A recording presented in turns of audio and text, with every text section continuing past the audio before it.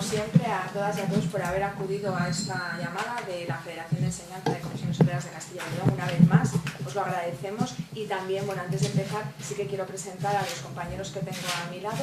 Aquí está el compañero Orlando Ganado, que es nuestro coordinador ahora en las enseñanzas universitarias, y por otro lado a mi derecha tengo a Ismael Jiménez, que es el responsable de los docentes de la pública no universitaria, de la enseñanza pública no universitaria.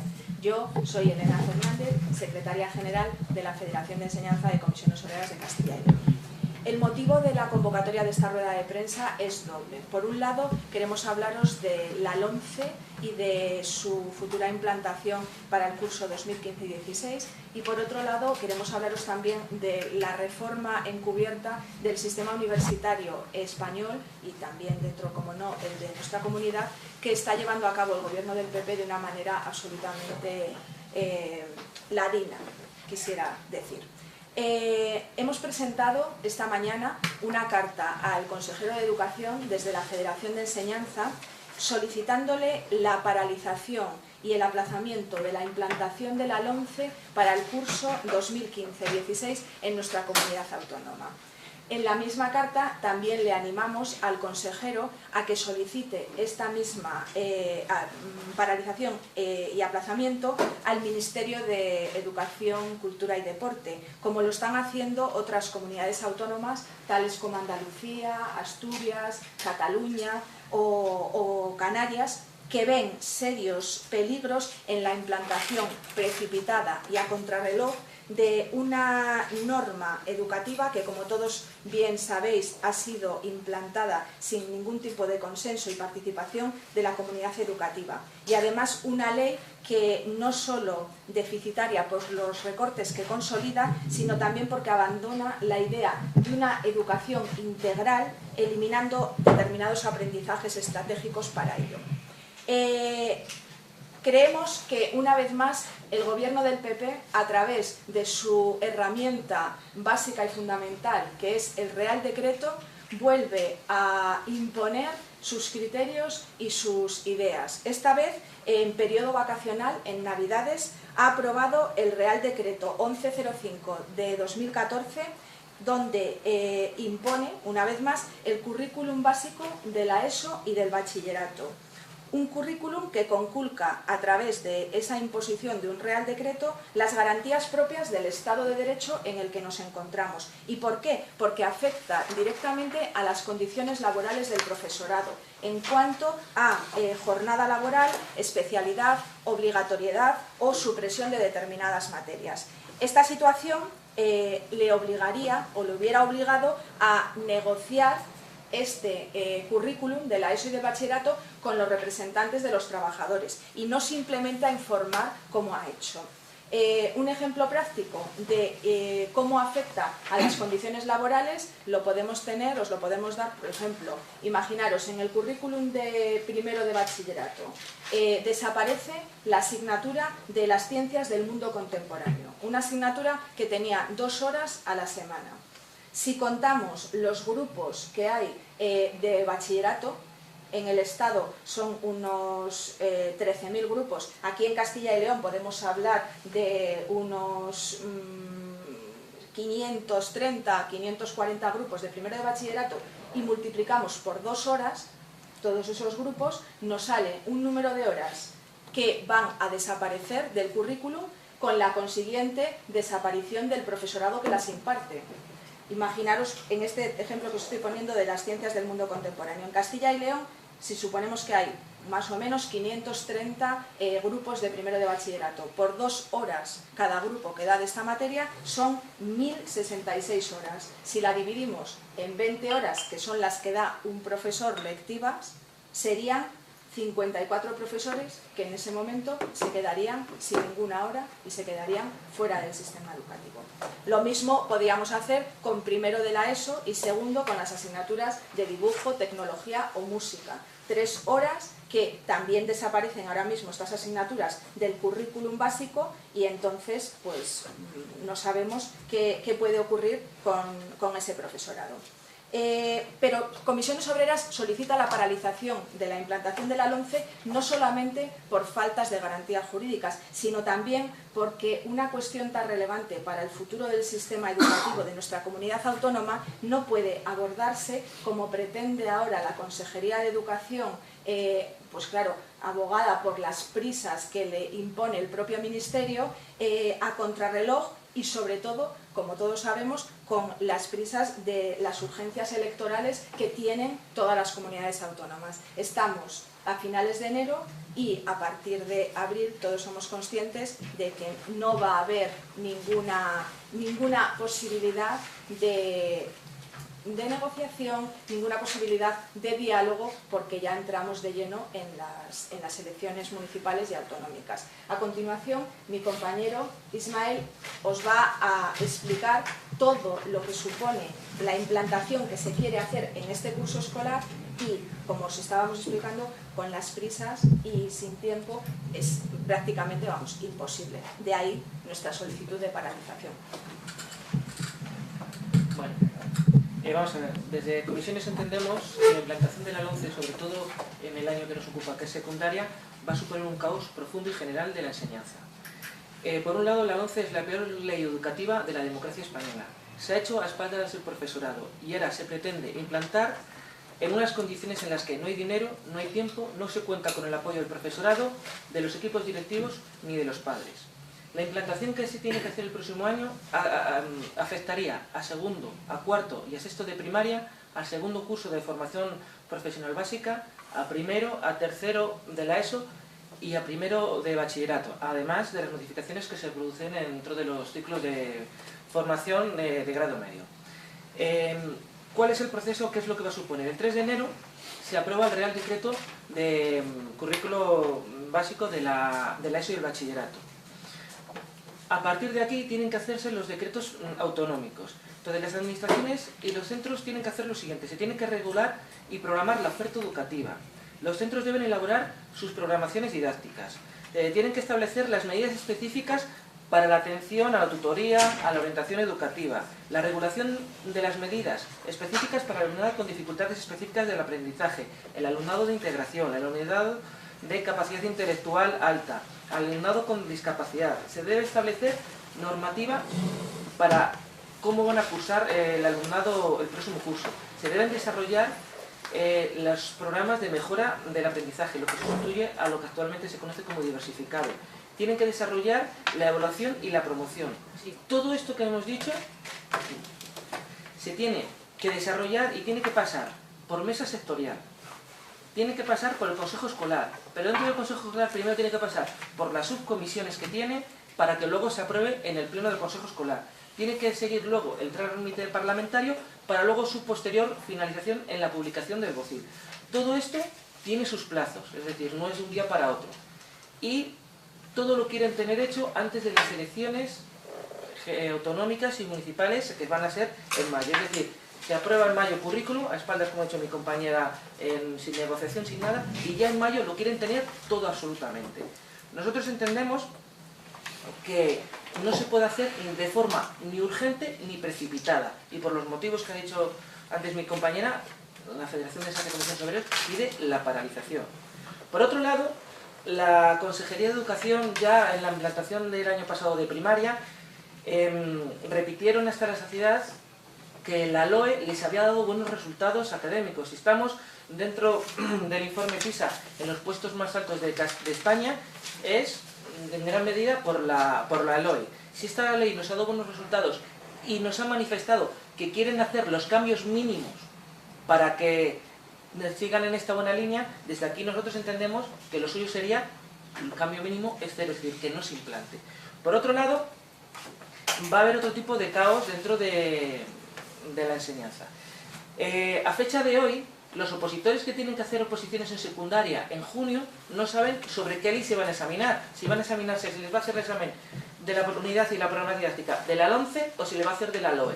Eso es una incertidumbre que tienen ahora mismo los opositores muy grande. Por otro lado, el esfuerzo económico que va a suponer la LOMCE se podría dirigir a un esfuerzo que mejorase realmente la calidad educativa. Y esto sería como la recuperación de las condiciones sociolaborales que tiene el profesorado o medidas que aumenten la calidad, como puede ser la disminución de las ratios y la recuperación de los 1.500 profesores que hemos perdido desde el 2012 hasta aquí. Por otro lado, se deja a su suerte a los chavales que anteriormente teníamos el diversificado, que era tercero y cuarto, y la diversificación iba orientada a la titulación del alumnado con chavales que tenían especiales dificultades. Ahora el refuerzo se hace en segundo y en tercero de la ESO, y después se le deja solo para que en cuarto elija o bien el itinerario académico o un itinerario de materias aplicadas, ¿no? Uno conduce al bachillerato y otro va a conducir a la formación profesional. ¿Esto qué conduce? Conduce a que, por un lado, al chaval se le vuelve a dejar solo en cuarto de la OSO y va a revivir problemas o enfrentamientos que había, aquello de el que vale para el bachillerato y el que no para el FP. Eso a los profesores de formación profesional nos ha costado muchísimo poner otra vez en valor la formación profesional, y esto vuelve a revivir aquellas polémicas. Por otro lado, se van a introducir reválidas. Ya sé que a la administración no le gusta que le llamen reválidas, pero un examen final que cuenta para la nota media, en cuarto de la ESO contaría la nota media de hasta cuarto de la ESO como un 60% un 70% y un 30% la reválida de cuarto, y en bachillerato contaría un 60% la nota media de bachillerato y un 40% la nota media de la reválida, que va a sustituir a la famosa PAU de ahora, ¿no? O sea, que eso es lo que vamos a meter ahora. Todo orientado no a la educación, sino a aprobar una reválida final. Por otro lado, esta reforma va a sacralizar a materias como son las matemáticas y la lengua, en detrimento de otras materias humanísticas de carácter tecnológico y de carácter artístico, ¿no? En este sentido, las asignaturas de dibujo, música y tecnología van a ser las más afectadas. Y luego, por otro lado, esto va a provocar un enfrentamiento del profesorado. El profesorado va a dividirse, porque al profesorado que le van a dar materias no se la van a dar y las van a sacar a mayores, sino al profesorado que le dan más horas es en detrimento de otras horas, y eso va a generar polémica. Bueno, para Comisiones Obreras la enseñanza es un asunto muy importante y no se puede hacer ni podemos admitir ni la improvisación ni la precipitación con la que se quiere hacer esta implantación. Por ello, desde las Comisiones Obreras pedimos que no se implante y no se desarrolle la LOMCE. Vale. Pues, si queréis, os presentamos el otro tema, el tema de la reforma de la universidad, y luego ya hacéis las preguntas que queráis, ¿vale? Por otro lado, y del mismo modo que ocurre con la LOMCE, ahora el gobierno del PP pretende también aprobar otra reforma, esta vez del sistema universitario, sin debate político, sin debate con la comunidad educativa y sin tampoco tener una evaluación de la implantación de las últimas reformas que ha habido y de las últimas novedades legislativas.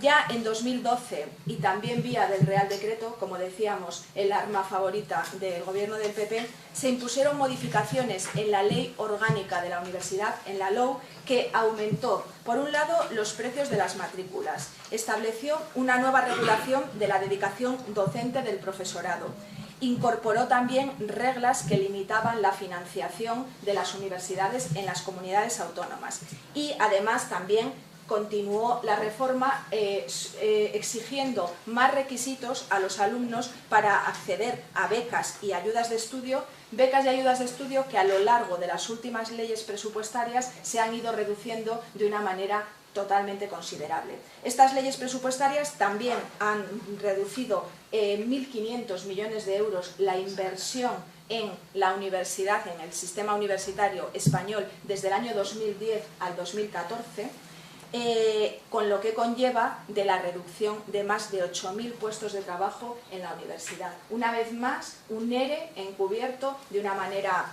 totalmente perversa por parte de la administración educativa.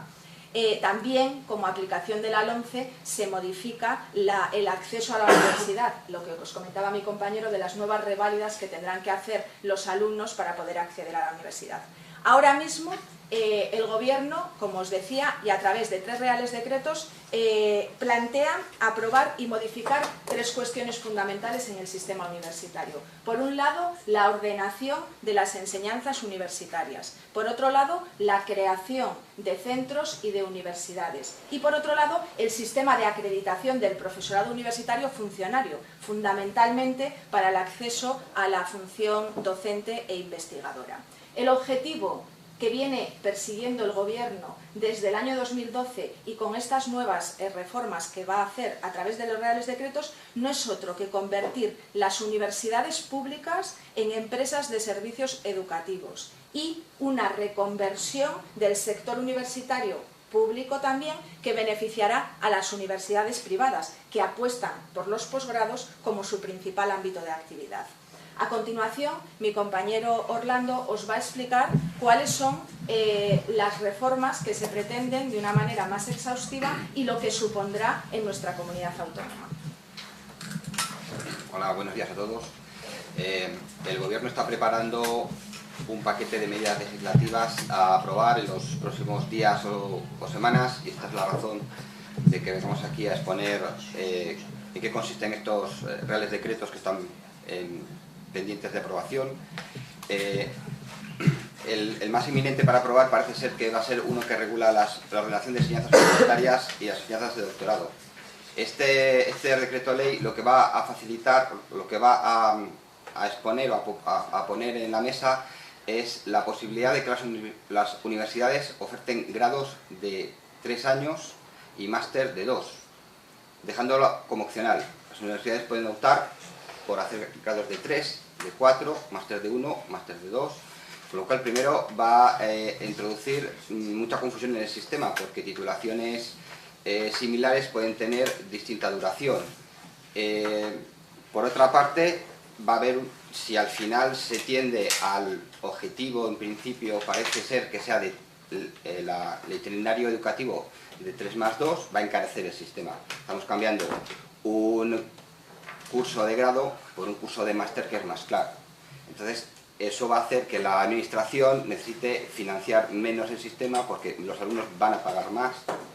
Es un encarecimiento, una semi-privatización, favorece al sector privado que está apostando por la oferta de máster.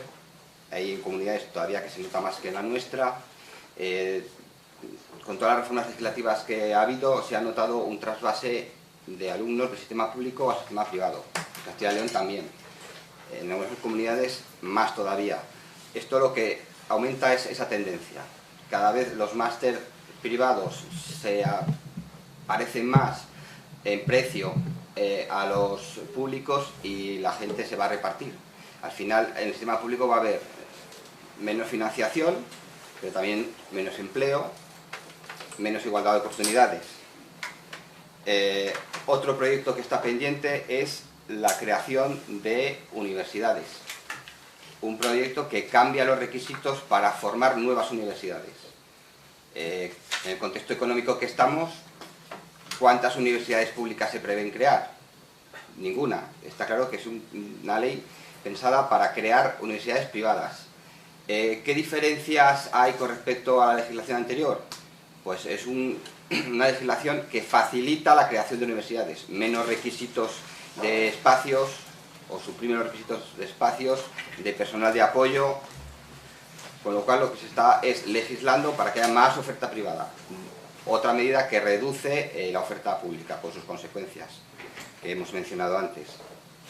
Y un tercer proyecto y decreto ley que va a modificar la legislación que hay con respecto a la acreditación del profesorado para optar a un cuerpo de categoría superior. La legislación que había anterior era un poco cuantitativa. Daba unos modelos numéricos de cómo se debería valorar la docencia, cómo se debería valorar la investigación, cómo se debería o cuánto debía ponderar la gestión. Luego había unas comisiones que en función de esos parámetros mínimos establecían unos criterios y se decidía acreditar a un profesor para poder acceder a un cuerpo superior. todos esos requisitos cuantitativos desaparecen. Ahora es, en vez de ser más cuantitativa, que es lo que deseábamos nosotros, y que permitiera la autoevaluación, que el profesor supiera qué criterios tendría que conseguir, qué nivel profesional tiene que conseguir para optar a un cuerpo superior, en vez de ser más cuantitativo y más que permita la autoevaluación, es al revés, es menos cuantitativo, más subjetivo, se da más capacidad a las comisiones para que decidan en cada momento cuál es el nivel mínimo para acreditar, con lo cual ese nivel puede ser variable en función de las necesidades del momento, y en las necesidades del momento en que cada vez hay más acreditados y que no salen plazas debido a las limitaciones legislativas a través de los presupuestos generales del Estado, en concreto la tasa de reposición que impide hasta ahora la reposición de más del 10% de los funcionarios. Eso es lo que significa una ley que cambie el sistema de acreditación en un momento en que hay muchos acreditados y pocas plazas. Lo único que va a llevar es que haya menos acreditados. Lo que quieren es cerrar el grifo de la acreditación para que la gente no se acredite. Eso, en definitiva, yo creo que es el objetivo de esta propuesta. Entonces, contra estas medidas, que lo que hacen es encarecer el sistema público, van en contra de la igualdad de oportunidades, favorecen la iniciativa privada, pues hemos decidido empezar a informar y a movilizarnos en contra de estas reformas. En principio habrá una convocatoria, está prevista una convocatoria de delegados de personal y miembros de órganos de representación en las distintas universidades para los días 29 o 30, en función de los calendarios laborales de cada universidad, porque alguno es festivo el 30, y empezaremos ya a informar y a comunicar a la gente esta situación y esos problemas que estamos teniendo. Sí, únicamente añadir que la concentración y las medidas que vamos a iniciar las iniciamos con todas las organizaciones sindicales, comisiones obreras, UGT, CESIF y STES, los que estamos representados. Son los más representativos de las universidades, independientemente de que invitemos también a sindicatos con menos representación para que participe también. Pues nada, cualquier tipo de pregunta que nos queráis hacer. Yo creo que es relevante también daros un dato, que es el siguiente.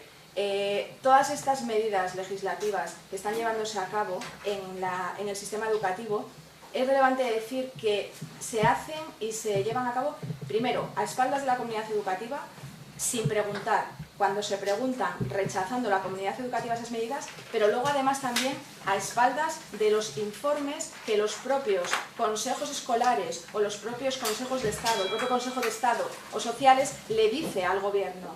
Todos estos, los reales decretos de la universidad o la implantación ahora mismo de los currículos de la ESO y del bachillerato, en los propios consejos escolares, el Consejo Social y el Consejo de Estado han dicho que no están de acuerdo cómo lo quiere hacer el gobierno. Sin embargo, el gobierno desoye también esas voces e impone su voluntad, yo creo que porque sabe que le queda poco. Añadir unos